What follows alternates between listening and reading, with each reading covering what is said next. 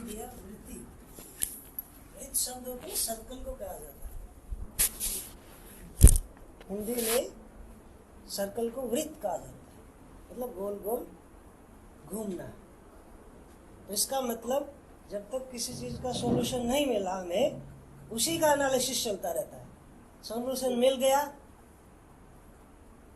अब हमें महसूस नहीं हो रहा कि कोई दूसरी चीज आ जाएगी। तो ये शब्द बनाया है वृत्ति, वृत्त की तरह एनालिसिस चलता रहता है। फिर हम अपने में देख सकते हैं कि बहुत सारे बाहर से इंफॉर्मेशन आती है, हमारे अंदर स्टोर होती है, इसीलिए हम चीज़ों को याद कर पाते हैं, पहचान पाते हैं।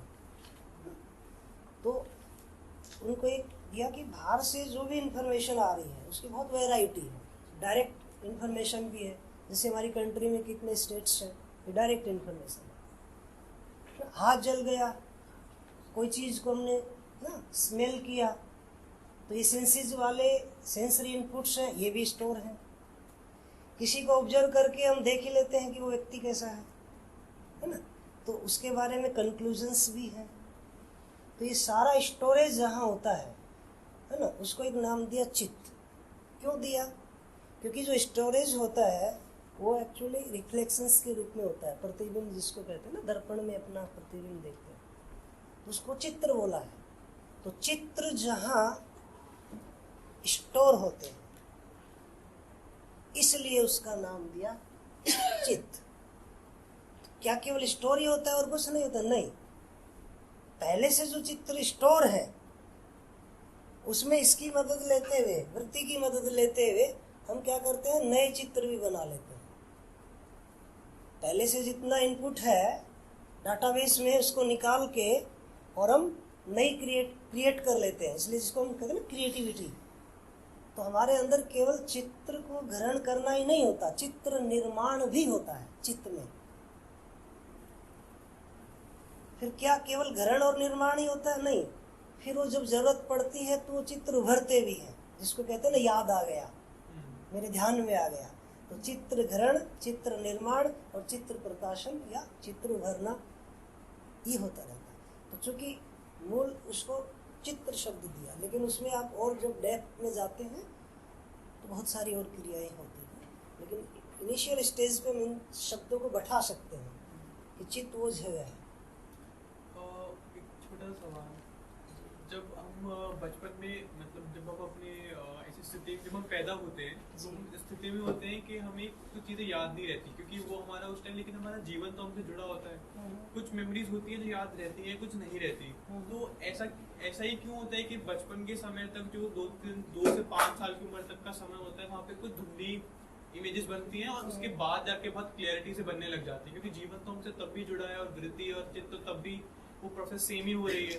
तो वो बचपन वाला टाइम ऐसा क्यों होता है कि वो धुंधली इमेजेस बनती हैं या फिर कभी कभी हटी जाती हैं, बिल्कुल डिलीट भी हो जाती है कुछ इमेजेस?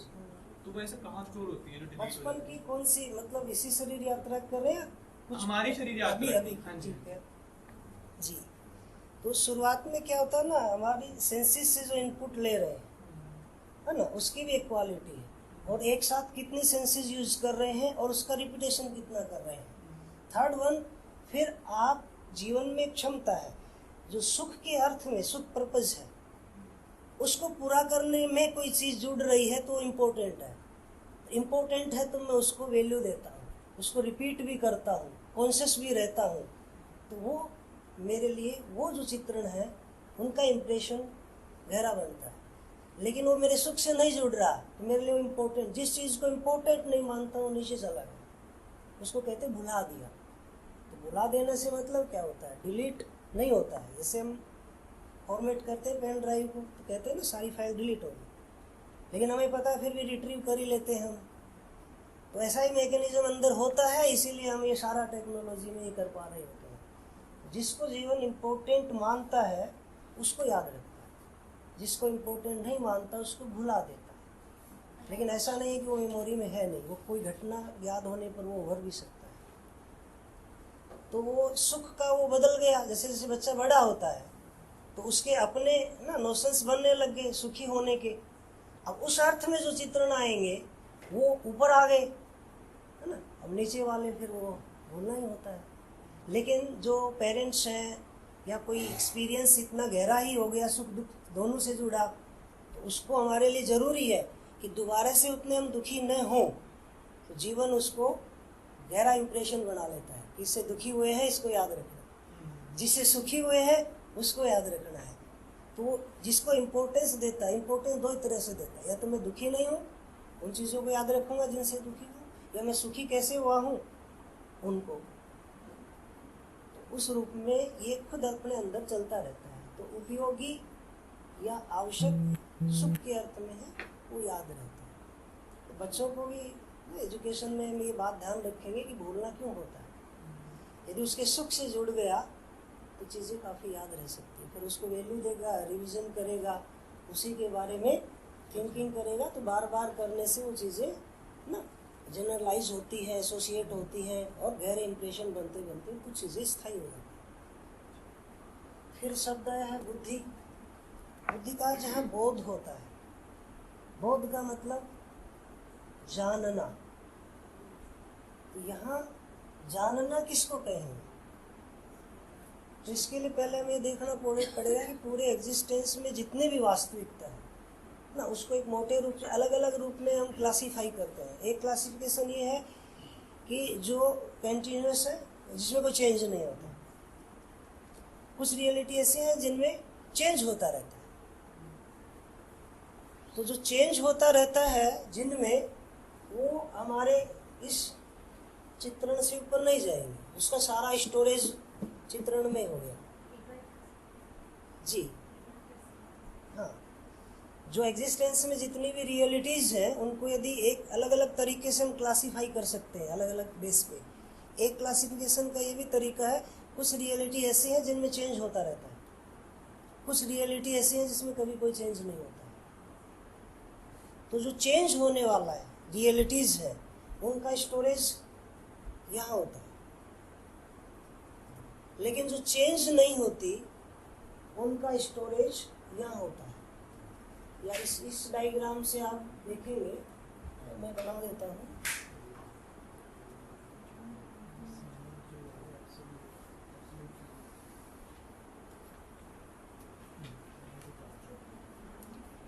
इसको हम ये अज्यूम कर सकते हैं, विजुलाइज कर सकते हैं। एटॉमिक स्ट्रक्चर है जो इवोल्व होता है, सेल्फ या जीवन।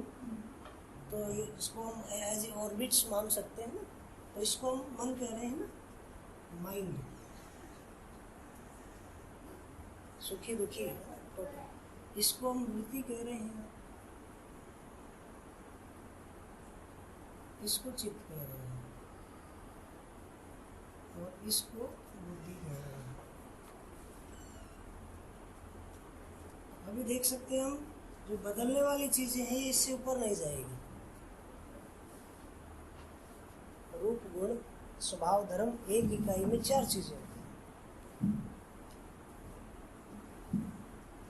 तो रूप और गुण का स्टोर हाउस चित्त होता है।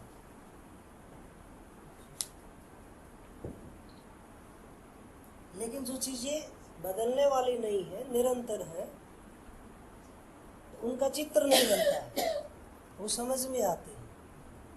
कैसे? जैसे हम एक एग्जाम्पल लेते हैं,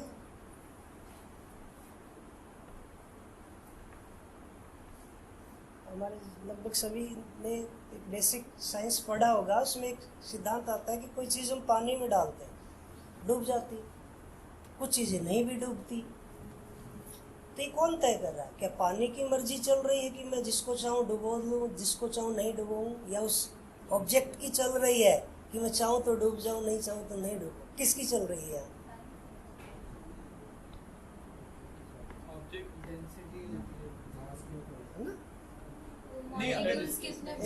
जी, क्या लगता है इसमें किसकी चल रही है? पानी डुबोता है या ऑब्जेक्ट खुद डूबती है?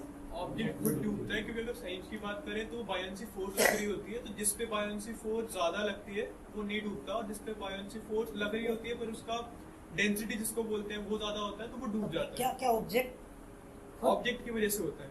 अच्छा, उसमें पानी का रोल पानी का रूल इतना होता है कि वो उसको जो अपना फोर्स लगा रहा है उसको ऊपर रखने के लिए, लेकिन उसका जो डेंसिटी है वो ज्यादा हो जाता है उस फोर्स से, तो वो नीचे डूबने लग जाता है, उसके हिसाब से सिंक हो पानी जाता से है। बाहर मुझे जाता लगता है उसका, है नीचे एटम जाएगा पानी की से जो बाहर। भी मतलब बीच की जगहें हैं ना उस पर डिपेंड करता है। फॉर एग्जांपल अगर सिर्फ ग्लास की बात करें, अगर एक ग्लास प्रॉपर्ली मतलब जिसमें मतलब पास है उसके एटम्स, तो वो डूब जाएगा। लेकिन अगर दूर दूर है और ग्लास की शेप में तो शायद नहीं। वैसे कहें तो इसमें ऑब्जेक्ट की नहीं चल रही, मैं हाँ, चाहूँ right. तो तैरूं, चाहूँ तो डूबूं, ऐसा नहीं है। हाँ। पानी की भी नहीं चल रही, मैं चाहूँ उसको डुबो दूं, नहीं चाहूँ उसको। निश्चित है। सच की तरह। इसका मतलब पानी और ऑब्जेक्ट दोनों का कांटेक्ट होगा। अब उसमें ये तय होगा कि जो ऑब्जेक्ट पानी में हम छोड़ रहे हैं तो उसका एक आकार तो है ही, तो उसको जगह लेनी होगी तो पानी हटाना पड़ेगा। जो पानी हटाया है उसका वजन और उस ऑब्जेक्ट का वजन देखेंगे। यदि इसका ज्यादा वजन है तो ये डूब जाएगी, और जो पानी हटाया है उससे इसका वजन कम है तो ये तैरेगी। तो इसमें न पानी की चल रही न ऑब्जेक्ट की चल रही, इन दोनों के कांटेक्ट में जो एक निश्चित आचरण है, नियम, उसकी चल रही है। यानी घटना नियम से होती है, ठीक है। निश्चित आचरण ही नियम है। नियम उसको कहते हैं जो कभी बदलता नहीं। अब इसको आप इस घटना को कैसे लेंगे? तो आपने पानी में कोई चीज डाली तो क्या होगा, पानी और वो चीज डूबते हुए, तो इसमें दो चीज दिख, वो घटना आपके चित्रण में जा रही है, लेकिन आप इस बात को समझ रहे हैं कि हर चीज क्यों नहीं डूब रही। आपको ये ध्यान में है कि पानी और चीज के दोनों के सहअस्तित्व में कोई एक नियम है। उस घटना की पृष्ठभूमि में नियम है। नियम का चित्र नहीं बनता, वो समझ में आता है। चित्र केवल किसका बनेगा? रूप और गुण का। दोनों पानी और ऑब्जेक्ट है और वो नीचे जा रही है, तो रूप और गुण का चित्रण बन गया, लेकिन उसकी पृष्ठभूमि में जो नियम है वो समझ में आ रहा है। वो कहाँ जाएगा? वो कॉन्सेप्ट बिल्डिंग में जाएगा, वो बोध में जाएगा। पहले वो यहाँ दिखेगा साक्षात्कार में। साक्षात्कार का मतलब ही है कि जो निरंतर वास्तविकता है ना, और जिसका रूप नहीं है, क्योंकि रूप गुण तो इधर ही रह गए ना। तो जो अरूपात्मक निरंतर वास्तविकता है वो ऐसे दिखे जैसे आंखों से ये चीज दिख रही है।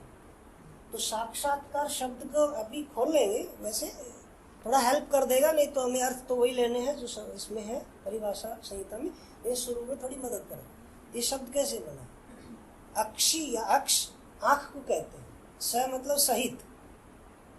जैसे हम किसी चीज को आंख से देखते हैं, ऐसे ही वो चीज हमें अपने अंदर ऐसे स्पष्ट हो जाती है जैसे कि फिजिकल चीजों को आंख से देखने पे दिखती है, ऐसे वो अपने अंदर अरूपात्मक वास्तविकता भी दिखती है। दिखती का मतलब स्पष्ट हो जाती है, समझ में आ जाती है। इसलिए उसको कहा साक्षात्कार। जैसे कि आंख से कोई सामने ही कोई चीज हो और वो इतनी साफ दिख रही हो, इतना अपने अंदर दिखने लगता है।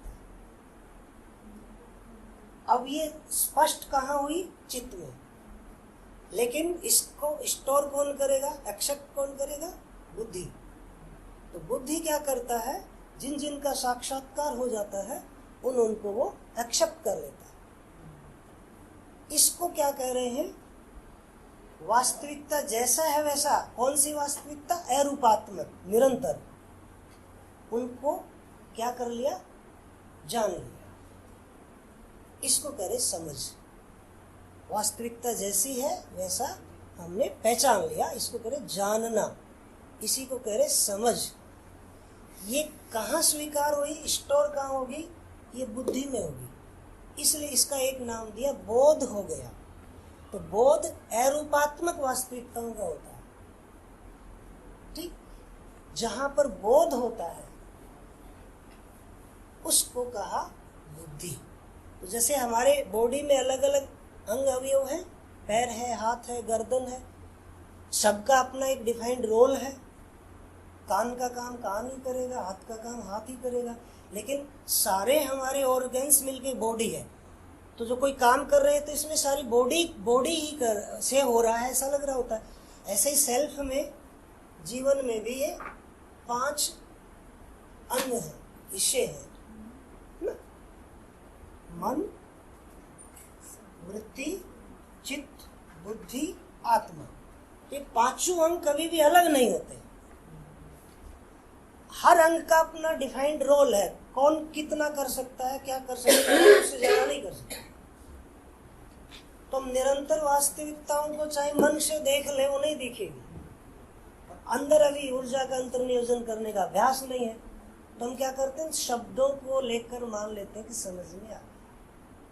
तो मुझे एक अच्छा उदाहरण आता है, ध्यान है, वो आपसे शेयर करता हूँ कि कैसे घटना होती है। कोई ऐसा व्यक्ति जिसने कभी रसगुल्ले का नाम भी नहीं सुना, ऐसे मतलब संयोग मान लीजिए, जून करते हैं, और कोई घूमने जाता है, वो मिलता है, पूछता है कि आप अच्छा इस बस्ती में रहते हैं, से बात चल गई खाने की, तो उसने बताया कि आपके यहाँ ये क्या हो, तो उसने बताया अपनी मिठाई, बोला हमारे वहाँ रसगुल्ला बना, तो ये क्या होता है। तो उस समय रसगुल्ला था नहीं, तो उसने बताया कि देखिए गोल होता है, सफ़ेद होता है, मीठा होता है, मीठा तो आपने जैसे ही मीठा अभी खिलाया मुझे ऐसा होता है, उसमें रस भी होता है, इतना बताया। अब वो व्यक्ति अलग अलग चले गए, वो जाके बताता है कि आज मुझे पता चला एक और मिठाई होती है और उसका नाम रसगुल्ला है, मुझे पता चला। क्या लगता है, क्या वो व्यक्ति रसगुल्ले के बारे में जान गया? अमूमन लोग कहते हैं कि मुझे पता है। जब बातचीत करते हैं ना, थोड़ा सा किसी बात के बारे में सुन लिया, उतना सुनते ही कहता मुझे पता रसगुल्ला क्या होता है, मैंने सुना था। तो कई बार तो हम केवल जानकारी का आंशिक हिस्से को भी हमने ये मान लेते हैं कि जान लिया। लेकिन जो प्रश्न पूछने वाले जो उसे पूछने लगेंगे, साइज छोटा होता है, बड़ा भी हो सकता है। क्या आपने उसको देखा, बिना रस के खा के देखा कैसा है, तो नहीं बता पाएगा। फिर उसको पता चलेगा कि नहीं, पूरा नहीं जाना। नेक्स्ट टाइम मान लीजिए उसको दिखा दिया, उसने उसको छुआ, है ना, स्मेल, और खा लिया। अब बताइए, उसने जान लिया या रसगुल्ले के बारे में नहीं जान लिया? हैंड राइज करो जिनको लगता है नहीं जाना। रूप और गुण तक जान लिया जी, एक बार नीचे हाथ कीजिए। जिनको लगता है हाँ, खा लिया, देख लिया, चख लिया, सुन लिया, खा लिया, और रसगुल्ले के बारे में जान लिया। कई बार हमें लगता है कि हाँ अब तो जान ही लिया, इससे ज्यादा और क्या होता है। लेकिन उसे पूछा जाए कि बना किससे है, बनने की प्रोसेस क्या है, और ये बॉडी में जाके इसका रोल क्या है, इम्पैक्ट क्या है, इसका मतलब वो तो नहीं बता पाया। तो कई बार हमें पता ही नहीं है कि कितना जानने के बाद हम कहें कि जान लिया। तो इसके जैसे जैसे जाएंगे तो किसी समय लगा अब पता चल गया, कुछ दिन बाद पता चलेगा अरे पता तो अब चला है। ये धीरे धीरे अंदर जाएगी। ये जब पहले खाया था तो वो चित्रण तक था। हाँ, ये तो बाद में भी चित्रण तक ही रहेगा। मैं जस्ट ये बता रहा हूँ कि हमें जानने की स्टेज है। कई बार हम केवल शब्द आ गए ना, शब्द और थोड़ा सा अर्थ की झलक मिलते, हमने सोचा अब पता चल गया, लेकिन ऐसा नहीं है। कुछ दिन बाद अपने आप ही होता जाएगा, ज्यादा मेहनत नहीं है इसमें। बस प्राथमिकता में आ जाए तो अपने आप ही अंदर कुछ और ज्यादा दिखता ही जाएगा। तो बुद्धि शब्द बोध से बना। बोध का मतलब जानना, किसको? जो निरंतर वास्तविकताएं हैं, अरूपात्मा, उनको जानने को बोध का। जहाँ बोध होता है उसको बुद्धि का। ये निरंतर जो वास्तविकताएं हैं, जो अरूपात्मक है, वो जरूरी नहीं है कि वो नियम के रूप में। एक शब्द में कहें तो नियम कह सकते हैं, और खोल लेंगे तो नियम, नियंत्रण, संतुलन, न्याय, धर्म, सत्य, 6 डिजिट दे दो। तो ये भाव और ये मूल्य और ये भी उसी में आ जाएंगे। सारे उसी में, अलग अलग डायमेंशन में जब खोल लेंगे, सारे 30 मूल्यों को एक शब्द हो, न्याय। थोड़ा सा खोल लेंगे तो न्याय, धर्म, सत्य, और जैसे जैसे अंदर जाएंगे ना, इकाइयों में संबंध है, न्याय। आगे देखा कि सारी इकाइयों से एक व्यवस्था है, धर्म, और कोर में गए तो सत्य। तो जैसे जैसे बाहर से अंदर जाते जाएंगे, फाइनली ट्रूथ क्या मिलेगा? एग्जिस्टेंस इज को एग्जिस्टेंस। जब वापस खुलेगा तो एग्जिस्टेंस से क्या खुलेगा? व्यवस्था, धर्म। धर्म में फिर इकाइयां देखने गए, क्या दिखेगा? न्याय। उसको जो फिर और खोला तो क्या दिखेगा? मानव मानव के साथ न्याय, मानवेतर प्रकृति के साथ उसको नियम दे दिए। तो समझने के लिए शब्द दिए हैं, वास्तविकता दिखेगी तो शब्द नहीं, वो सीधा ही दिखेगा। ये ऐसे तो अस्तित्व के कई ऐसे नियम हैं जो कि अभी मानव ने अपनी कल्पनाशीलता से एक्सप्लोर भी नहीं किया, और ऐसा हो सकता है कि कई ऐसे नियम हैं जो जाने भी नहीं हैं। तो जड़ जड़ संसार, तो इसका मतलब जैसे मतलब इसमें ज्ञान में वो 3 डायमेंशंस बताई हैं, अस्तित्व दर्शन ज्ञान, मानवीयता पूर्ण आचरण ज्ञान और जीवन दर्शन ज्ञान। तो इसमें अस्तित्व दर्शन ज्ञान की अगर हम देखें तो जड़ प्रकृति के अंदर नियम तो बहुत है जो अभी अनएक्सप्लोर्ड है। इसका मतलब फिर वो तो बोध हो ही नहीं सकता जो अगर हम उस हिसाब से इन नियमों की भी बात करें तो अस्तित्व में तो कई ऐसे नियम है जो छुपे हुए हैं अभी, जो मानव नहीं अभी एक्सप्लोर कर पाया, वो तो फिर बोध हो नहीं सकता। तो इसको जब देखेंगे तो वो भौत नहीं है, गुण भौत है ना। पहले रूप, फिर गुण, फिर स्वभाव, फिर धर्म। तो जैसे ही चित्त के से ऊपर गए, यहाँ तक रूप और गुण भौत है। इसकी आवश्यकता अनुसार हमें जानकारी लेनी होगी। जैसे लाखों प्रकार के प्रजाति वाले पेड़ पौधे हैं, हमारे आसपास 20-30 हैं, उनका प्रयोग कर करके देख लेंगे कि क्या खाने से उसका क्या प्रभाव आता है, तो गुण है। तो वो आवश्यकता अनुसार समझना होता है। स्वभाव और धर्म पूरी अवस्था का एक होता है, इसलिए वो बहुत नहीं है। तो जैसे ही ऊपर जाएंगे वो बहुत नहीं है, सिंधु बिंदु न्याय विधि से चलेंगे और ऊपर जाएंगे तो वो निश्चितता की ओर जाता जाएगा। तो हमें बहुत क्यों लग रहा है, क्योंकि हम रूप और गुण पे ध्यान है, इसलिए लग रहा है बहुत। एक इकाई को देखेंगे तो रूप, गुण, स्वभाव, धर्म। स्वभाव धर्म की बात करेंगे तो पूरी अवस्था का स्वभाव, पूरी अवस्था का धर्म। तो स्वभाव उसका होने का प्रयोजन है क्या? हाँ, उसको ऐसे देख सकते हैं कि तो कोई चीज है तो उसमें देखेंगे कि एक व्यवस्था का स्वरूप है। व्यवस्था क्या है?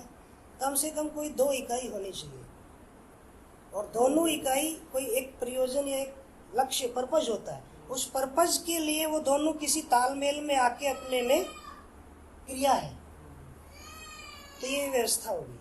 तो कम से कम 2 इकाई हो साथ में और वो किसी पर्पज के लिए काम कर रही हो, तो वही व्यवस्था है। और एक दूसरे से परस्पर स्वभाव नहीं, वो व्यवस्था व्यवस्था है। होने का स्वरूप व्यवस्था है। लेकिन जब उसकी गति को देखने जाएंगे कि वो भागीदारी कहाँ कर रही है, वो स्वभाव है। ये पूरकता अगर समझे तो वो भी स्वभाव ही होगी। पूरकता अगर समझे स्वभाव, 2 इकाइयों की स्वभाव के लिए परस्परता में जाना होगा। धर्म के लिए स्वयं में व्यवस्था, स्वभाव बड़ी व्यवस्था में भागीदारी।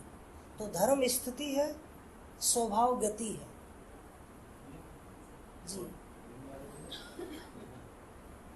एक शब्द और रह गया उसका, आत्मा। जिस पर सम विषम का आघात नहीं होता वो आत्मा। गति में जब 3 तरह के हम देखें ना, प्रभाव, गुण, कोई भी प्रभाव दूसरी इकाई का आता है तो क्या होता है? या तो सृजन में सहायक है, या विसर्जन में, या बने रहने में। तो जो आत्मा बोध में कैसे होगा? समविषम क्या समविषम का प्रभाव बोध में कैसे होगा? बोध में केवल, तो जानना। हाँ, बोध में जो प्रभाव जाएगा ना, हाँ, है ना, लक्ष्य के अर्थ में जो मध्यस्थ है और सम है वही स्वीकार होता है। विषम है वो वहाँ पर प्रभावित नहीं कर सकता बुद्धि को, वो चित्त तक ही रहता है। तो कोई बोध तक पहुँच गया वो डिस्ट्रक्शन वाले काम नहीं करेगा। मतलब निरंतर जैसे कोई चीज हो वही बोध तक पहुंचेगी, और निरंतर की शुरुआत हो सकती है, एंड नहीं हो सकता, पर शुरुआत हो सकती है। निरंतर की, हाँ, किसकी निरंतरता की बात करें हम? कोई भी चीज जो हम कहते हैं कि जैसे हमने खालिस्तान की बात की, हमने कहा कि वो है वो नित्य कहा, हाँ, नित्य है। ठीक है। तो लेकिन जो भी हम चीजें बोलते हैं जो निरंतरता में हमें चाहिए, या बोध में जैसे जो भी चीजें जानने वाली होती हैं खालिस्तान के अलावा, इकाई के रूप में जो होती है। निरंतर शब्द को मैं थोड़ा स्थिर करवाया। एक तो आया कि जो है सदा सदा लेकिन उसमें कोई परिवर्तन नहीं है सदा सदा लेकिन परिवर्तन के बिना है, उसके लिए एक शब्द दिया नित्य। दूसरा फिर इकाइयां हैं, इकाइयों में भी दो तरह से देखेंगे, एक सदा सदा है लेकिन उसमें परिवर्तन भी सदा सदा हो रहा है, ठीक है। वो परिवर्तन किस तरह का है, उसकी मात्रा में ना, कंटेंट में चेंज आता है तो क्वालिटी में चेंज आ रहा है। लेकिन जो चैतन्य इकाई है इसमें क्या हो रहा है कि इसकी जो स्ट्रक्चर है उसमें परिवर्तन नहीं आ रहा, लेकिन इसके अंदर क्वालिटी में फिर भी चेंज आ रहा है ना। तो ये दोनों चीजों में क्या आ रहा है, ये भी निरंतर है लेकिन इनमें परिवर्तन है। तो जो सदा सदा है और कभी कोई परिवर्तन नहीं है वो नित्य है। जो सदा सदा है स्ट्रक्चर में चेंज नहीं है, क्वालिटी में है, क्वांटिटी में नहीं है चेंज, कभी भी क्वालिटी में है, इसको चैतन्य का सदा सदा है लेकिन क्वांटिटी और क्वांटिटी बदले क्वालिटी बदले, ये बदलने के साथ सदा सदा है सदा सदा लेकिन परिवर्तन के साथ है, ये जड़ है। तो उसको शाश्वत कहा।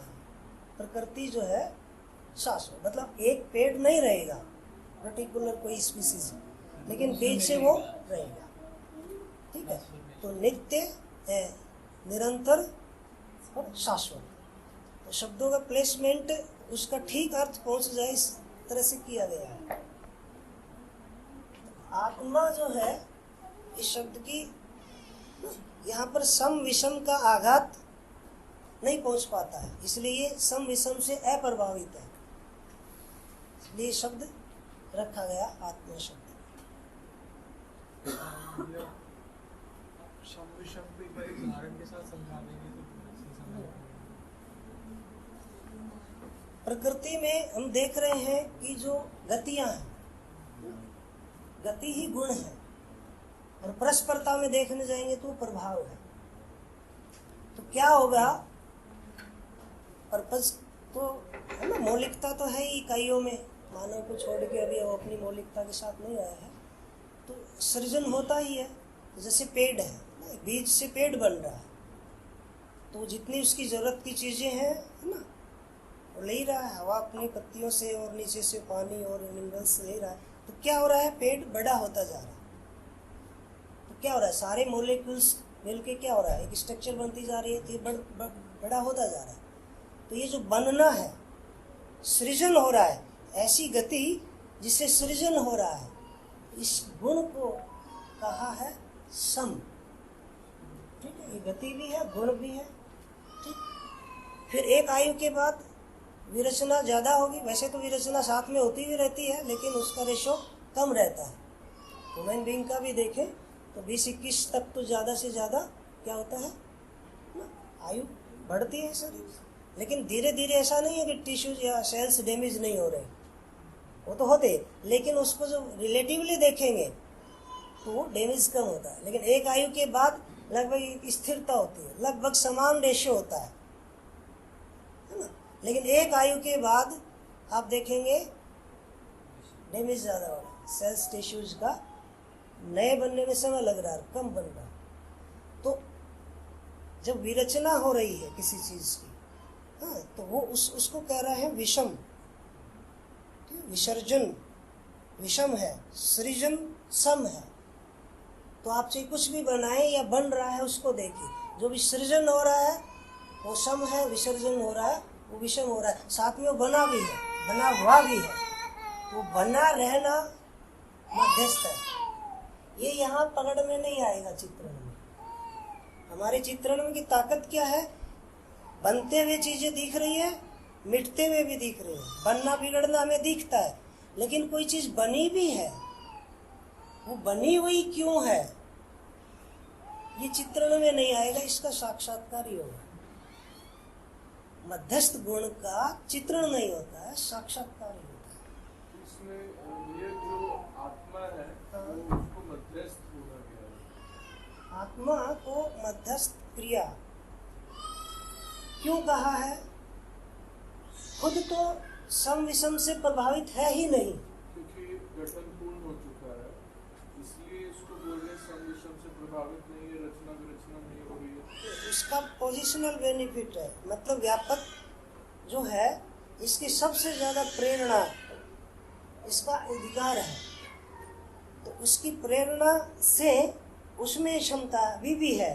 ज्ञान संपन्न अनुभव से पहले भी इतनी क्षमता है। ये कहा कि जो जिससे प्रेरित है वह उसके जैसा होना चाहता है, तो सभी इकाइयां व्यापक से प्रेरित है, आत्मा सबसे ज्यादा प्रेरित है अभी अनुभव से पहले भी। तो इसकी प्रेरित होने से सम विषम का इसमें प्रभाव नहीं जाता, बल्कि उल्टा जो सम विषम गतियां हैं, इन गतियों को नियंत्रित करने का उसके पास अधिकार है। जैसे हम जड़ परमाणुओं की बात करते हैं कि भारी प्रभाव से कभी भी आउटर मोस्ट के जो ऑर्बिट के ना पार्टिकल्स थोड़ा सा भी एक ऑर्बिट से कम ज़्यादा होते हैं, कंपन होता है, तो ये अपना बल लगा के उसको फिर उस बैलेंसिंग जो उसका लेवल है, एनर्जी लेवल का उस ऑर्बिट का, उसमें फिक्स कर देता है, तो दूरी पे कर देता है। तो ये जो पावर है सम विषम से प्रभावित हुए बिना सम विषम का नियंत्रण रख पाना, इसको मध्यस्थ क्रिया कहा। तो इसलिए यही हमारा प्योर ऑब्जर्वर है, क्योंकि वहां तक सम विषम पहुंचता ही नहीं है। भैया जी जैसे कि हमने चित्रण में ये कह दिया था कि सम विषम हम वहाँ पर भी नहीं पहुँचता, और फिर हम साक्षात्कार हाँ उसमें फिर हम मतलब वो जो मध्यस्थ गुण, हाँ तो वो वहीं तक। तो फिर ये आत्मा से कैसे अलग है, जबकि सब कुछ हमारा चित्र वाले साक्षात्कार में सम भी है, साक्षात्कार में तो सम और मध्यस्थ दोनों है, सम और मध्यस्थ गुण दोनों ही है, और उसके साथ साथ वो विषम साक्षात्कार में है। हाँ। अच्छा, मतलब बुद्धि जो है ना वो सम और मध्यस्थ को स्वीकारता है, विषम को नहीं स्वीकारता, तो विषम उसको नहीं ला सकता। पर साक्षात्कार में विषम भी नहीं, चित्त तक है वो, यहाँ चित्रण तक है। चित्त के ही दो भाग है ना। हाँ, किसी चीज को हम पहचान ले फिर उसका विषम, वहाँ पे साक्षात्कार में विषम है कि नहीं? साक्षात्कार में नहीं, नहीं, सिर्फ मध्यस्थ गुण है। मध्यस्थ गति जो है वो आंख से नहीं दिखती, आंख से तो चीजें ना बढ़ना बिगड़ना दिखता है, लेकिन वो बना हुआ क्यों है, बना कैसे रह रहा है, मतलब उसका प्रयोजन क्या है बने रहने का। नियम को ही हम साक्षात्कार, नियम, उसको एक शब्द देना चाहे आप ऊपर, तो उसको आप नियम दे सकते हैं। थोड़ा सा और खोलेंगे तो नियम के साथ नियंत्रण, संतुलन, न्याय, धर्म, सत्य 6 डिजिट भी दे सकते हैं। तो वो मुझे लगता है कि आप थोड़ा थोड़ा लीजिए, एक बार में ये ना अध्ययन करेंगे तो पूरा ये स्थिर होते जाएंगे सब, फिर कुछ चीजें दिखने भी लगेगी। तो एक बार एंट्री मिल जाती है मोटे रूप में, वो हेल्प करेगा। इसमें मेरे को थोड़ा सा एक कंफ्यूजन था, डाउट था। ये जड़ संसार से अंदर हम सम विषम और मध्यस्थ, मेरे को ना एक स्टार्टिंग से क्लियर नहीं हुआ, क्योंकि जैसे अगर हम प्राण अवस्था की भी बात करते हैं तो उसमें सम होना यानी एक पौध का आना, प्रकट होना, और वो पौध जब बड़ा हो रहा है तो वो फ्रूट दे रहा है, और फ्रूट देने के बाद वो मतलब जब वो एक फुल ग्रोन स्टेट पे पहुंच गया, तो फुल ग्रोन स्टेट पे पहुंचने के बाद वो ऑब्वियसली मरना शुरू होगा। तो वो मध्यस्थ मेरे को वो नहीं समझ आता है, या तो मेरे को यहाँ पे सम समझ में आता है या मेरे को विषम समझ में आता है। वो जो बीच में बने रहने वाली जो स्टेट है ना, वो थोड़ा सा कल्पनाशीलता वहाँ पहुँचती नहीं है। तो वो क्योंकि या तो बन रहा होगा या बिगड़ रहा होगा, कोई ऐसी स्टेट है ही नहीं कल्पनाशीलता में जो मेरे आप आ रही है जिसमें वो बना हुआ। इसको थोड़ा सा क्योंकि वही शुरू में मैंने रखा था कि अभी हमारा अभ्यास क्या है, बदलने वाली चीज़ों को देखने का है, रूप गुण को ही देखने का है। तो ये बनना और बिगड़ने वाला तो चित्रण तक पकड़ में हमें आ जाता है ना। मध्यस्थ साक्षात्कार में आता है ना। उसका बना हुआ है कोई चीज़ का मतलब उसका पर्पस क्या है, वो उससे पहले एक्टिवेट नहीं होगा जिससे पहले ये न्याय धर्म सत्य दृष्टियाँ एक्टिवेट नहीं होगी। इनके एक्टिवेट होने से रूप गुण इधर जाएगा, स्वभाव धर्म इधर जाएगा। ये यहाँ स्टोर हो जाएगा, ये यहाँ दिखेगा, यहाँ दिखते ही वहाँ स्टोर होता जाएगा। तो ये यहाँ से गए बिना यहाँ सीधा नहीं दिखेगा, पहले ये एक्टिवेट होना जरूरी है। ये चाबी है 3 न्याय धर्म सत्य, ये ऊपर वाले माला का ताला यही खोलती है। तो अभी हमारी यही एक्टिव नहीं है, वो ताला नहीं खुल रहा। किसी चीज़ का पर्पस को देख पाना, उससे पहले होगा क्या, व्यवस्था का देख पाना। व्यवस्था में, बड़ी व्यवस्था में ना, एक इकाई की भागीदारी हम कब देख पाएंगे, जब पहले मध्यस्थ भागीदारी के रूप में भागीदारी। तो वो मानना हुआ और यहाँ पे जानना हुआ। अभी हम पूछ ले कि धरती सूरज के क्यों चक्कर लगा रही है, चक्कर तो लगा ही रही है कि नहीं। वो चक्कर बना हुआ है कि नहीं बना हुआ, वहाँ तो बनना बिगड़ना नहीं है। चक्कर देख रहा है तो गति तो है ही, गुण तो है ही, लेकिन वो क्यों चक्कर लगा रही है, ये क्यों वाला जवाब आंखों से नहीं दिखता, ये समझ में आता है। इसका साक्षात्कार ही होगा। कब होगा, जब व्यवस्था समझ में आएगी तो इकाई का रोल समझ में आएगा। वो रोल ही उसका प्रयोजन है, वही भाव है, वही अर्थ है और वही जानना है, और वही मध्यस्थ अब पहले क्लियर नहीं हो रहा था, क्योंकि मैं तो बिल्कुल भौतिक संसार, भौतिक जगत के अंदर बनने, बिगड़ने और होने, बने रहने की गति का बने रहना। गुण क्या है, गति है। गति तीनों तरह की है, बनने में भी, बिगड़ने में भी, बने रहने में भी। तो जो बनी हुई गति बनी हुई है, वो क्यों बनी हुई है, तो गति तो दिख रही है लेकिन वो बनी हुई क्यों है, ये मध्यस्थ गुण है, ये साक्षात्कार है। भैया जैसे हम इसमें खालिस्तान का एग्जांपल नहीं ले सकते हैं, क्योंकि वो भी तो सिर्फ बना हुआ है ना। उसमें गति नहीं है, गुण के साथ गति ही गुण है, उसमें पर कोई जैसे गति उसका नहीं जो है। नियम है कोएग्जिस्टेंस, तो वो इसमें नहीं है। देखो ये इकाई में परिवर्तन, इकाई में है नहीं, यहाँ पे एक विरोधाभास आ रहा है। जी। आप कह रहे हैं बार बार ये गति है, हाँ, मध्यस्थ दर्शन, मध्यस्थ दर्शन नहीं, मध्यस्थ मध्यस्थ गुण है, मध्यस्थ गुण है, गति गुण है, सभी गतियां हैं। पक्का है। ठीक है। जैसे ही वो गति है हाँ, तो वो तो संकल्प हो गया, इसमें हो गया, क्या कहते हैं, चित्रण भी रह गया।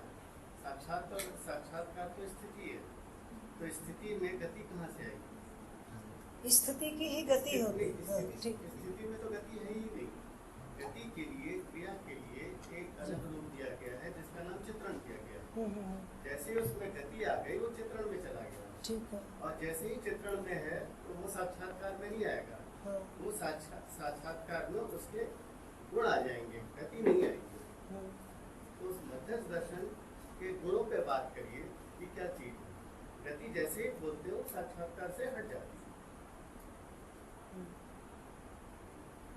स्थिति अगर साक्षात्कार में आ रही है तो फिर चित्रण गलत है।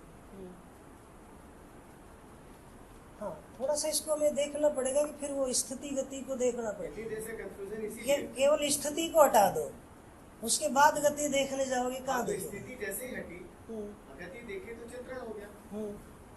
चित्रण तभी होगा जब उसमें गति है, बगैर गति के चित्रण तो हो ही नहीं सकता। जो स्थिति है उसी का आप साक्षात्कार कर सकते हैं। तो अभी शायद आप अभी जुड़े होंगे, नहीं देखिए, शुरू में आ गए थे। नहीं, मैं अभी जुड़ा हूँ, सारी चीजें हैं, मैं तो इसको करके ही गया था। ठीक है, मुझे जितना समझ में आया मैं उतना ही शेयर कर रहा हूँ। तो मैं इस अधिकार से नहीं हूँ कि मुझे अनुभव हो चुका है। वैसे जो दिया कह रहे हैं ना, वो कह रहे हैं कि साक्षात में मैं करेक्ट हाँ, आप हेल्प कर स्थिति दीजिए। जैसे साक्षात्कार स्थिति है, उसी का गति चित्रण है। तो साक्षात्कार हमारे को नहीं हो रहा, चित्रण आप कह रहे हो चित्त की हो रहा है, स्थिति साक्षात्कार। तो वो उन्हें क्लियर नहीं हो रहा। तो वो उसमें मैं ऐसा सोचता हूँ कि वो हमारे ना आशा के रूप में है ही, न्याय धर्म सत्य की आशा के रूप में। यहाँ भी मुझे लगता है हम न जाएं क्योंकि यहाँ देखिए अभी थोड़ा सा आप इसको- ऊपर से जब आएंगे, उसे करिए। ऊपर से जब आएंगे ना वो चिंतन होगा, चिंतन का रूप नहीं होता है, उसके साथ जुड़ेगा ना। स्वभाव और धर्म इधर का हिस्सा वाला हो गया ना, ऊपर से चिंतन आ रहा है, इधर रूप और गुण जुड़ेगा, वो चित्त में एक साथ जुड़ता है। जब ये मैंने बात की थी कि देखिए एक चीज डूबती हुई हम देख रहे हैं, चित्रण बन रहा है लेकिन नियम चित्रण में नहीं आ रहा, वो समझ में आ रहा है। तो ये दो हिस्से हैं, वो दोनों चित्त में साथ जुड़े होते हैं। समझ वाला हिस्सा इधर हो रहा है स्टोर, रूप गुण वाला इधर स्टोर हो गया, वो समझ में इधर आने लग रहा है, वो साथ ही होता है। समझ वाला लेंगे केवल ये हटा देंगे वो नहीं दिखेगा। जैसे हम न्याय की बात करें, न्याय कैसे समझ में है? जब तक कोई दो व्यक्तियों का चित्रण हमारे नहीं आएगा, कोई एक दो व्यक्ति है, उनमें कोई संबंध है, संबंध में व्यवहार हो रहा है, व्यवहार में उभय तृप्ति हो रही है, तो न्याय समझ में आएगा। लेकिन चित्रण किसका बनेगा? उन दो व्यक्तियों का बनेगा। व्यक्तियों को हटा के न्याय को समझ लेंगे, नहीं समझ में आएगा। उभय तृप्ति तो न्याय का हिस्सा है ही नहीं। लेकिन इसमें उभय तृप्ति तो न्याय का हिस्सा है ही नहीं। उभय तृप्ति ही न्याय है। उभय तृप्ति थोड़ी सी अलग है, थोड़ा ध्यान दीजिए। ठीक है, और कोशिश करेंगे समझने की। आप यदि चाहे तो रख सकते हैं, आपने कैसे नहीं, इसको मैं तो लिखा? सीखने के लिए आया हूँ, मैं तो सीखना ही चाह रहा हूँ। लेकिन जो हमने अपनी देर तक 5 तो छठा दिन है जो सीखा, उसमें ठीक। न्याय और उभय तृप्ति में थोड़ा सा अंतर है। अच्छा अच्छा, मानव की मानव से और न्याय अलग चीज है, वो दूसरे चीजों में आ रही है। उभय तृप्ति न्याय है। न्याय नियम है, नियम एक स्वीकृति है जी। तो मुझे जितना स्पष्ट हुआ उतना मैंने शेयर कर दिया। और कुछ जिसका लगता है कि प्रमाण क्या है कि जब अनुभव हो गया आत्मा को, ये दोनों ही ले लेना, संकल्प और प्रमाण। पहले संकल्प ले लीजिए फिर प्रमाण। हाँ कठिन पूर्णता अनुभव अलग। जी। तो मुझे लगता है एक बार मैं फिर रख देता हूँ। मैं यहाँ शेयरिंग के लिए नहीं, आप explain कीजिए। ये न माना जाए कि जो बताया जाएगा वो अनुभव किए हुए व्यक्ति के द्वारा और वो बिल्कुल सही है, ऐसा नहीं है। हो सकता है कुछ चीज़ों पे कल जाके पता चले रे मुझे ही ये ठीक से नहीं समझ में आया था। अब तक जितनी स्पष्टता हुई है उतनी शेयरिंग हो रही है। यदि लगता है कि शेयरिंग में लगता है कि कोई गैप है और किसी को लगता है कि मुझे ज़्यादा इसकी स्पष्टता हो चुकी है, तो जरूर ध्यान दिलाए, उसको जोड़ा जाए। वी ऑल आर को एक्सप्लोरर, ऐसे हम बढ़ सकते हैं। लेकिन आप कह रहे हैं ये ठीक नहीं है, तो वो आगे संवाद नहीं होगा, वो विवाद में जाएगा। और इस मंच पे विवाद नहीं की होगा। बातें नहीं कर रहा, इसीलिए मैंने जहाँ मुझे लगा मैंने वहाँ निवेदन किया सुनीता जी से थोड़ा सा एक्सप्लेन करें, ताकि कंफ्यूजन सब संशय आता है। यहाँ विवाद करने के लिए नहीं बैठे हैं, सीखने के लिए हाँ बैठे हैं, ठीक बात है, हम सब सीखने के लिए बैठे हैं। यही ये कोरिलेट वहाँ से कर रहे हैं, मानव मानव में उभय तृप्ति मानव है ना, न्याय प्रकृति संतुलन जी। शायद वो कुछ बोल रहे हैं। मुझे लगता है कि हम पूरा नहीं ले रहे। किसी का कोई क्वेश्चन हो बस इतना ही ले रहे हैं। संकल्प और प्रमाण एक्सप्लेन कर दीजिए। हाँ। तो जब अनुभव होता है आत्मा में, अनुभव का मतलब क्या है? दिख गया। हाँ, एक्सपीरियंस शब्द का ठीक से प्लेसमेंट करेंगे तो हमारी सेंसेस से जो इंद्रिय अनुभव करते हैं उसके लिए हम एक्सपीरियंस शब्द को प्लेस करेंगे तो ये ठीक रहेगा, है ना। अभी कोई चीज़ है गर्म लगी तो हम इसको एक्सपीरियंस कहते हैं, ये अनुभव है। लेकिन ये कौन सा अनुभव है? इंद्रिय अनुभव है। यहाँ पर जो अनुभव शब्द का प्रयोग है उसके लिए रियलाइजेशन वर्ड ज़्यादा उपयुक्त रहेगा। लेकिन अब हम देखना चाहिए कि वो कैसा होता होगा, होते ही कैसा होगा, अभी वो होगा तब पता चलेगा। हम इसको मन से देखना चाहिए कि आत्मा में अनुभव होगा, वो कैसे होगा, आप बताओ, बताते हैं हम समझ गए, ऐसा नहीं। वहाँ होने वाली घटना मन से हम समझना चाहेंगे, नहीं समझेंगे। लेकिन क्या होगा, भाषाभास हो जाता है सच्चाई का। तो क्या होता है, जब कोई व्यक्ति दूसरे व्यक्ति से इतना प्रभावित हो जाता है कि वो उसकी पूरी बात मानता है, तो हम क्या कहते हैं, भाई ये दोनों एक हो गए हैं, ये दोनों एक हो गए हैं। तो एक होने का मतलब क्या है कि वो पूरी तरह उससे प्रभावित हो, वो जो मानता है वही ये मानता है, इसको हम एक होना कहते हैं। तो जब आत्मा परमात्मा का अनुभव करती है तो वो उससे इतनी प्रेरित हो जाती है कि वो उसके जैसी हो जाती है। उसके जैसी हो जाने का मतलब ये नहीं है कि वो वही बन गई, मतलब एक व्यक्ति दूसरे के जैसा हो गया तो हम कह रहे हैं कि दोनों एक हो गए, तो इसका मतलब मिलके एक नहीं हुए। ऐसे ही जब अनुभव होता है तो आत्मा परमात्मा से इतनी प्रेरित हो जाती है कि वो उसी के जैसी हो जाती है। उस स्थिति को पूर्णतया प्रभावित हो जाने की स्थिति को अनुभव कह रहे हैं। अब उसकी जो महिमा है, उसकी महिमा से परमात्मा की जो महिमा है, उसी महिमा से आत्मा भी संपन्न हो गया। बोलचाल में कहा कि ये एक हो गया। एक होने का मतलब विलीन होना नहीं है। आत्मा ब्रह्म में विलीन नहीं हुई, ब्रह्मवत हो गई। क्यों? उससे पूर्णतया प्रभावित हो गई, इसको कहा तद्रूप हो गई, उसकी महिमा से संपन्न हो गई। तो मध्यस्थ सत्ता है, वो सभी इकाइयां इसमें संपृक्त है, फिर भी प्रभावित नहीं है और न प्रभावित करती है। इकाइयां स्वयं प्रभावित होती है। ऐसे ही जब आत्मा परमात्मा में अनुभव कर लिया का मतलब पूर्णतया प्रभावित हो गई या प्रेरित हो गई, तो वो परमात्मावत हो गई। अब क्या होगा? अब उसमें वो ताकत आ गई कि अस्तित्व अस्तित्व है, इसका प्रमाण उससे निकल रहा है, अब उसको कोई नहीं हिला सकता। तो वो जो बल है, मध्यस्थ बल, अब वो सक्रिय हो गया। क्यों? क्योंकि अब आत्मा के पास सच्चाई का प्रमाण है। एग्जिस्टेंस इज को एग्जिस्टेंस। तो उसका जो बल है वो जब शक्ति के रूप में व्यक्त होता है, अभिव्यक्ति के रूप में व्यक्त होता है, उसको कहा प्रमाण।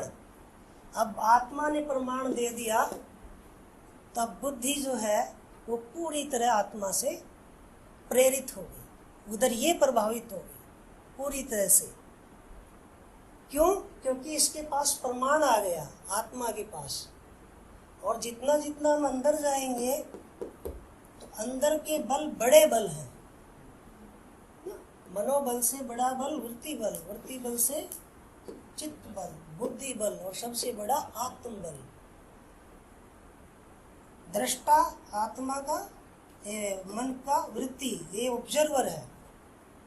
तो जो भी यहाँ से आएगा वो ये अंदर से आएगा, वो भी होता हुआ जाएगा। डायरेक्ट नहीं जाने का रास्ता है। ऑर्बिट्स होते हैं तो कोई चीज डायरेक्ट नहीं जाती है। तो जो ऊपर से ऑर्डर आता है हायर अथॉरिटी का, तो अपने से सबऑर्डिनेट को कहता है ये काम कराना है। सबऑर्डिनेट एज इट इज उस ऑर्डर को अपने और सबऑर्डिनेट को कहेगा ये करे। तो किसकी चल रही है? ऊपर वाले की। तो ऊपर से पूरी जो चैन है सबऑर्डिनेट्स की, लास्ट वाला वही कर रहा है जो वहां से आया है ऑर्डर। तो यहाँ से जो प्रमाण आया है अस्तित्व का, उस अस्तित्व का प्रमाण ही फिर आगे पूरे जीवन में प्रभावित होगा। यही जब यहाँ आ गया तो बुद्धि में पहले ही बहुत तो हो ही गया था, फाइनल एक बचा रहता है, आत्म अनुभूति जो नहीं हुई है बुद्धि को कि मुझसे भी बड़ा कोई है, ये भी बुद्धि को नहीं पता। बाकी बहुत कुछ पता चल गया, इसलिए सर्वे सर्वा। लेकिन अब तक ये नहीं पता कि मेरे से भी ऊपर कोई है। तो बुद्धि की वो स्थिति जो अपने से भी अधिक कोई है वो नहीं पता, तब तक उसको कहा अहंकार। अहंकार मतलब मैं ही सर्वे सर्वा, मुझे सब पता हो गया और मुझसे बड़ा कोई नहीं, मुझसे ज़्यादा कोई नहीं, मुझसे ज़्यादा जानने वाला कोई नहीं। तो जब तक बुद्धि को आत्मा का नहीं पता चला होता है, तब तक अपने को ये सबसे बड़ा माने होता है। तो आत्मा से विमुख बुद्धि की स्थिति को अहंकार कहा गया। लेकिन अनुभव के बाद जब प्रमाण वहां से आ रहा है, तो अब बुद्धि को उस प्रमाण का भी बोध हो गया, उसको भी जान लिया, अच्छा मुझसे भी कोई बड़ा है और वो मुझसे अधिक ताकतवर है। और पूरी सच्चाई तो उसके पास। तो बुद्धि इसमें समर्पित हो जाती है। बुद्धि में अब जो बोध हुआ है सच्चाई का, अब यहाँ से जीने की शुरुआत। तो जो शक्ति है जानने की, संकल्प बनेगा कि अब जीना सस्तित्व के रूप में ही है। कैसे जिए? संकल्प आया, चिंतन को दिया। अब चिंतन में आता है कि इसको ट्रांसलेट करने के लिए क्या करें। ट्रांसलेट करने तो बाहर करना पड़ेगा, कार्य व्यवहार, उसके लिए योजना बनानी पड़ेगी, तो रूप गुण को जोड़ना पड़ेगा। अब तो चिंतन में संकल्प से योजना बनना शुरू होगी और वो रूप गुण के साथ जुड़ जाएगी। तो यहाँ योजनाएं स्थापित होगी, इधर उसके चिंतन, इधर रूप गुण, इधर स्वभाव धर्म, लेकिन वो जुड़ा होता है। और उस योजना के अनुसार इच्छाएं हैं, सुखी होने की योजनाएं, यानी मानव लक्ष्य ऊपर से आएगा। वो तो सहअस्तित्व प्रमाणित कैसे हो जाए, ये कोर में रहेगा। क्यों? क्योंकि प्रमाण रूट में कोएग्जिस्टेंस है, तो फ्रूट में भी कोएग्जिस्टेंस होगा। तो अब यहाँ से उन योजनाओं को ट्रांसलेट कैसे करें? योजना तो बन गई, विधायिका ने प्रस्ताव पारित कर दिया, अब कार्यपालिका का काम है, एग्जीक्यूटिव हमारी जो से। अब ये देखेंगे कि कब करें, कैसे करें, अभी करें कि नहीं करें। ये सारा विचार इच्छा को पूरा करने में, मानव लक्ष्य को पूरा करने में ही तुलन विश्लेषण होगा। उसके अनुसार यथास्थिति को देखते हुए, संबंधों को प्राथमिकता में रखते हुए चयन होगा। उसके अनुसार मूल्यों का आस्वादन होता जाएगा। तो इस तरह से अनुभव मूलक जीना शुरू होगा। अभी अनुभवगामी समझते जा रहे हैं, थोड़ी थोड़ी झलक जीने की कभी कभी मिलेंगी, कभी सुखी, कभी खुशी, कभी गम वाली बात। लेकिन वहां से जब शुरू हो गया तो सेंटर को कहा स्व। स्व का एक अर्थ आत्मा भी होता है। एक दूसरे से जो प्रेरित होते हैं तो तंत्रित होते हैं, तो प्रेरित होने को कहा तंत्र। किसी चीज की जो कंटिन्यूटी होती है उसके लिए एक सफिक्स लगाते हैं, प्रत्यय, ता। ता का मतलब निरंतरता, कंटिन्यूटी। स्वतंत्रता मतलब स्व जो है आत्मा की प्रेरणा से अब बाकी जीवन के ये सभी अंग अवयव उससे प्रेरित है। बाहर कुछ भी होता रहे, कितनी भी बड़ी घटना हो जाए, प्रभाव नहीं होगा, चलेगी किसकी? स्व की। और वो चलेगी भी कितनी? कंटिन्यूटी में। इसको कहा स्वतंत्रता। अभी होने के रूप में जीवन की स्वतंत्रता है। अब कोई मॉलिक्यूल नहीं बनेगा, अपने में इंडिपेंडेंट है, लेकिन उसको ये पता नहीं। और उसका सोर्स ऑफ इंस्पिरेशन और सोर्स ऑफ एनर्जी भी स्पेस है, बॉडी की जरूरत भी नहीं है, लेकिन पता नहीं है। तो वैसे ही वो इंडिपेंडेंट होने के रूप में तो हो ही चुका, लेकिन अभी जागृति नहीं। जागृति आते ही पता चल गया कि मैं अमर हूँ और मेरा सोर्स हमेशा के लिए है और वही मेरा सुख सागर है। तो अब मैं एक्सप्रेस जीने के लिए करता हूँ, वो पूरी स्वतंत्रता होगी। उसको सही मायने में स्वतंत्रता कहा। ठीक है, अभी इतना ही काफी है।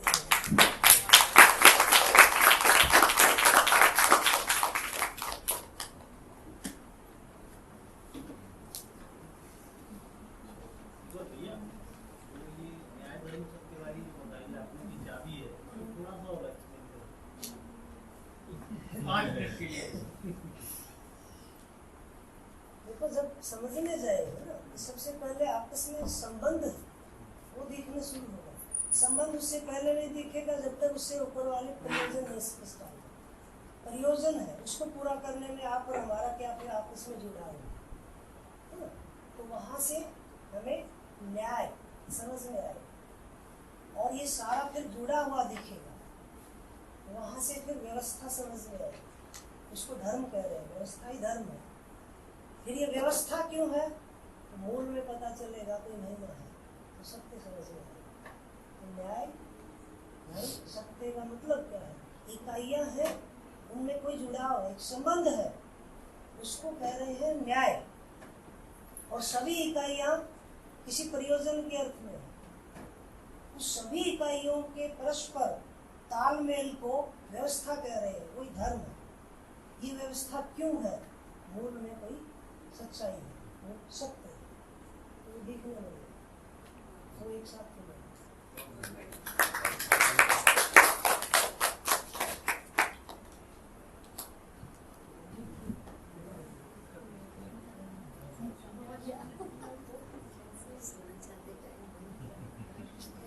यदि कोई गैप रह गया हो हमारा भी तो आप इसमें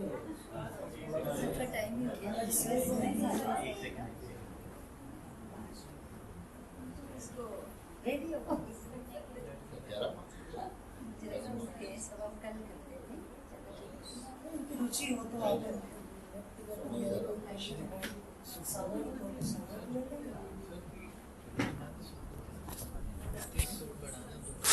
लेंगे।